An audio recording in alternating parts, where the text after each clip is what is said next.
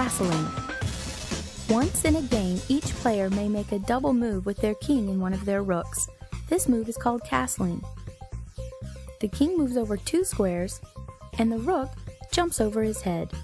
Castling helps to move the king to safety on the side of the board where he can be protected by a row of pawns, and helps activate the powerful rook to the center of the back row. Castling works kind of like this.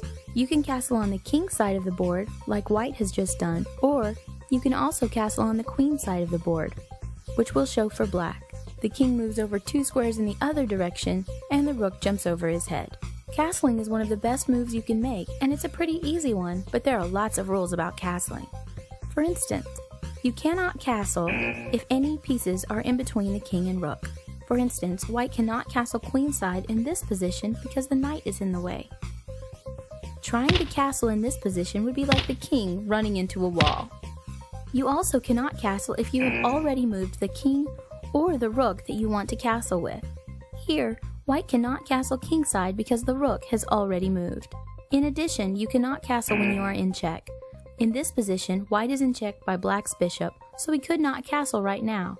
First, white would have to block the check, like this. Then, after black's bishop moved away, white could safely castle. Remember, you are not allowed to castle to escape check, and you also cannot castle if you would land in check after you castle.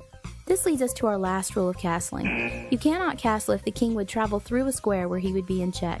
In this position, white could not castle kingside because the king would pass through the bishop's attack. Think of it like this. The bishop has a strong laser of attack, and if the king steps through the laser, he gets zapped and the king would be toast. You wouldn't want this to happen to your king, would you?